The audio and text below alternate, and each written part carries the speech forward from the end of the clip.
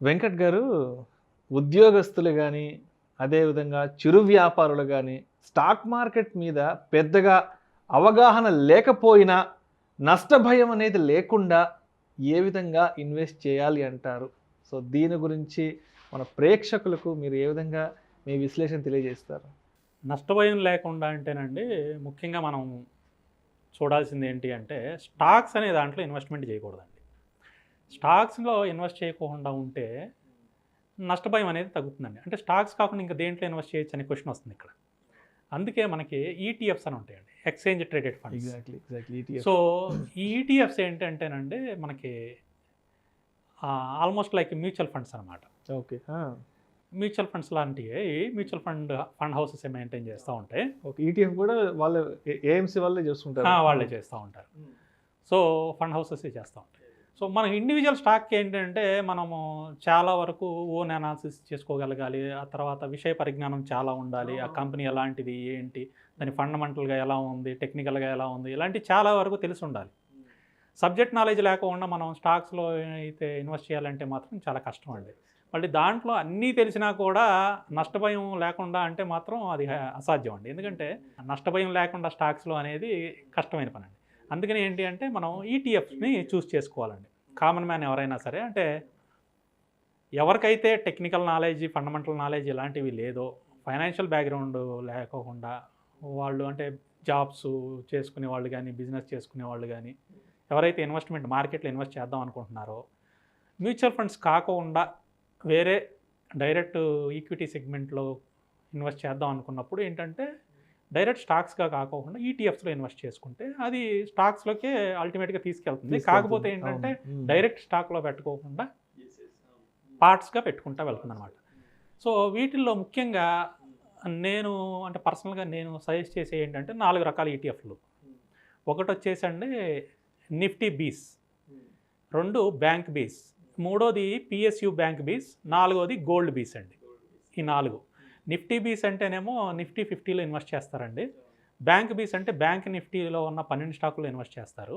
PSU bank బీస్ అంటేనేమో government sector బ్యాంక్స్లో invest చేస్తారు. తర్వాత గోల్డ్ బీస్ అంటేనేమో డైరెక్ట్ గోల్డ్లో ఇన్వెస్ట్ చేసేది. సో వీటిల్లో ఇన్వెస్ట్ చేయడం వల్ల ఏమవుతుంది అంటే మనం ఇండివిజువల్గా ఏదో ఒక స్టాక్లో ఇన్వెస్ట్ చేయకుండా మనం డిస్ట్రిబ్యూట్ చేస్తున్నామండి మన మనీని. రకరకాల స్టాక్స్లో మనం డిస్ట్రిబ్యూట్ చేసినప్పుడు ఏమవుతుంది అంటే ఈ నష్టభయం అనేది ఆల్మోస్ట్ ఉండదండి. అండ్ మోర్ ఓవర్ ఇక్కడ నిఫ్టీ బీస్ ఎగ్జాంపులే తీసుకుందామండి.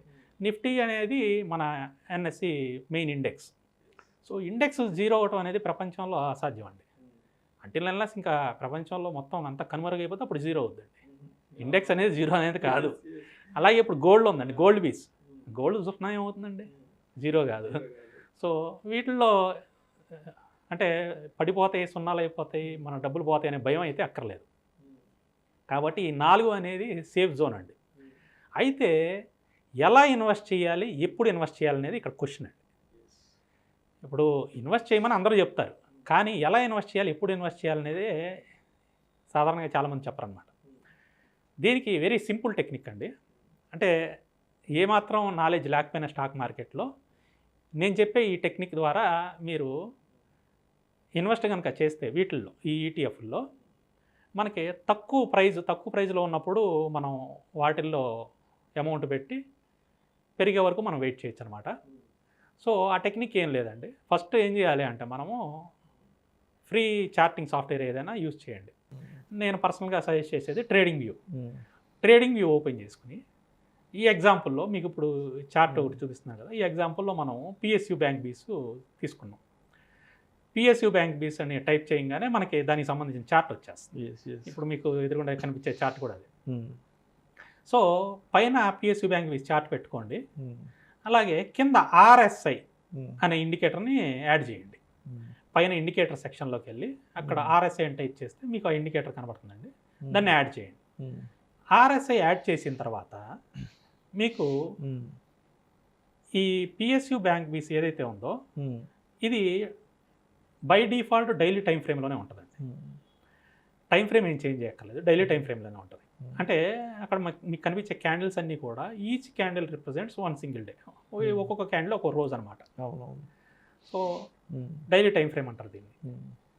ఇది ఏంటంటే మార్కెట్ గురించి తెలియని వాళ్ళ కోసం చెప్పేది అండి. ఆల్రెడీ తెలిసిన వాళ్ళకైతే నేను ఇంత ఎక్స్ప్లెయిన్ చేయక్కర్లేదు. బట్ ఈ వీడియో అందరూ చూస్తారనే ఉద్దేశంతో కొంచెం క్లియర్గా ఎలాబొరేటివ్గా చెప్తున్నాను.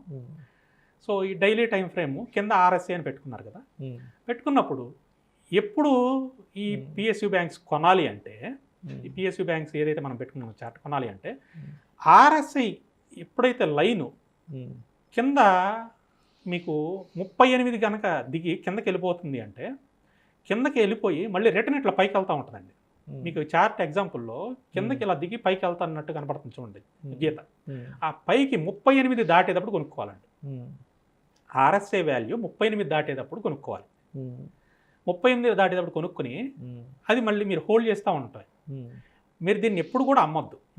బ్యాంక్ బీస్ కానీ, నిఫ్టీ బీస్ కానీ, గోల్డ్ బీస్ కానీ, పిఎస్యు బ్యాంక్ బీస్ కానీ అమ్మేదేం కాదు. ఇవన్నీ కూడా ఏంటంటే హోల్డింగ్, ఇన్వెస్ట్మెంట్ అనమాట. కానీ ఎప్పుడెప్పుడు కొనుక్కోవాలి అంటే ఆర్ఎస్ఐ వాల్యూ కిందకు వచ్చి మళ్ళీ 38 క్రాస్ చేసి పైకి వెళ్తున్నప్పుడు మాత్రమే కొనుక్కుంటా ఉండండి. అట్లా మీకు సంవత్సరంలో మీకు పిఎస్యు బ్యాంక్స్ ఒక 7-8 సార్లు ఆపర్చునిటీ ఇస్తుంది, నిఫ్టీ ఒక 5-6 సార్లు ఆపర్చునిటీ ఇస్తుంది, బ్యాంక్ నిఫ్టీ ఒక 7-8 సార్లు ఆపర్చునిటీ ఇస్తుంది, గోల్డ్ ఇస్తూ ఉంటుంది. అట్లా మీకు దాదాపుగా ప్రతి నెల ఈ 4 ఏదో ఒకటి ఆపర్చునిటీ ఇస్తానే ఉంటుంది కొనుక్కోవడానికి. సో ప్రతి నెల అట్లా దాంట్లో మీరు ఇన్వెస్ట్మెంట్ చేసుకుంటా మీరు ఏదైతే ఫర్ ఎగ్జాంపుల్ నెలకి ఒక 1000 రూపాయలు లేకపోతే ఒక 2000 ఇన్వెస్ట్ చేద్దాం అనుకున్నారు అనుకోండి, 4 భాగాల కింద చేసుకోండి.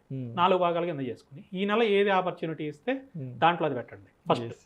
రెండోది ఆపర్చునిటీ కానీ రెండో దాంట్లో పెట్టండి. మూడో దాంట్లో ఆపర్చునిటీ, అట్లా మీరు 4 పెట్టుకుంటే వెళ్తూ ఉండండి. అలా ఇయర్ ఎండింగ్ వరకు మీరు కనుక చేసుకుంటూ ఉంటే ఇన్వెస్ట్మెంట్. సో మీరు స్టాక్స్ కూడా అంతే కదండి, ఇన్వెస్ట్మెంట్ అన్నప్పుడు హోల్డింగ్ చేస్తారు కదా, 5 సంవత్సరాలు 10 సంవత్సరాలు అట్లాగే ఇది కూడా అలా చేసుకుంటూ వెళ్తే ఖచ్చితంగా మ్యూచువల్ ఫండ్స్ ఏదైతే ఇస్తాయో ఆ రిటర్న్స్ మనం బీట్ చేస్తామండి. మ్యూచువల్ ఫండ్స్ రిటర్న్స్ బీట్ చేస్తాము. ప్లస్ ఇంకొక అడ్వాంటేజ్ ఏంటి అంటే వీటిని లిక్విడేట్ చేసుకోవడం కూడా ఈజీ. అంటే మనకు అత్యవసరానికి డబ్బులు కావాలండి. డబ్బులు కావాల్సి వచ్చినప్పుడు మనకి ఎంతైతే అవసరం అవుతాయో డబ్బులు అన్ని యూనిట్ల వరకే మనం అమ్మేసుకోవచ్చు. అమ్ముకుంటే మనకి రేపటికల్లా డబ్బులు మన అకౌంట్లోకి వచ్చేస్తాయి. వీటిలో గొప్పతనం ఏంటంటే ఈ రోజు అమ్మితే రేపటికల్లా అకౌంట్లోకి డబ్బులు వచ్చేస్తాయి. అదే మ్యూచువల్ ఫండ్స్లో అయితే మనం లిక్విడేట్ చేసుకోవాలంటే మినిమం 1 వీక్ టైం పడుతుందండి మన అమౌంట్ రావడానికి బ్యాక్. సో అత్యవసర సమయాల్లో కూడా ఇవి మన ఆదుకుంటాయండి, అంటే డబ్బులు కావాల్సి వచ్చినప్పుడు. అట్లా అని చెప్పి నేను తీయొద్దని చెప్తాను, ఎందుకంటే ఇది ఇన్వెస్ట్మెంట్ పార్ట్ కాబట్టి. ఏదైనా బిగ్ ఈవెంట్ కోసమో ఇన్వెస్ట్మెంట్ అంటే దేనికి చేస్తామండి, ఏదైనా బిగ్ ఈవెంట్కి డబ్బులు అవసరం అయితే కోసము, లేకపోతే బాగా క్రిటికల్ మెడికల్ కండిషన్ ఉన్నప్పుడు అవసరం అవుతాయో దాని గురించి మనం ఇన్వెస్ట్మెంట్లు అనేది ప్లాన్ చేసుకుంటాం, సేవింగ్స్ ఇవన్నీ. సో వాటి వరకు మాత్రమే ఉంచుకోండి, కానీ ప్రతి దానికంటే పుట్టినరోజు ఫంక్షన్ డబ్బులు కావాలను ఇంకో దానిగానో మీరు విత్డ్రా చేయొద్దు. బట్ ఈ విధంగా కనుక మీరు చేసుకుంటా ఉంటే అంటే ఈటీఎఫ్లో ఇన్వెస్ట్మెంట్ అనేది సింపుల్ టెక్నిక్తో తక్కువ ప్రైస్లో మనం దాన్ని పట్టుకుని మనం ఇన్వెస్ట్ చేసుకుని హై ప్రైస్ వరకు మనం దాన్ని వెయిట్ ఉంచుకోవచ్చు అనమాట. సో మంచి రిటర్న్స్ కూడా వస్తాయండి. Right sir, thank you so much Venkata గారు. వెయిట్లో ఇన్వెస్ట్ చేయాలనే అంశం గురించి ప్రేక్షకులకు మీ విశ్లేషణ ద్వారా చాలా చక్కగా వివరించారు sir. Thank you so much sir. Thank you. ఇలాంటి మరిన్ని ఇంట్రెస్టింగ్ వీడియోస్ కోసం మా సుమన్ టీవీ మనీ ఛానల్ను వెంటనే సబ్స్క్రైబ్ చేసుకోండి, లైక్ చేయండి, షేర్ చేయండి, అండ్ మీ అభిప్రాయాలను కామెంట్ రూపంలో వీడియోస్ కింద మాకు తెలియచేయండి. నమస్కారం.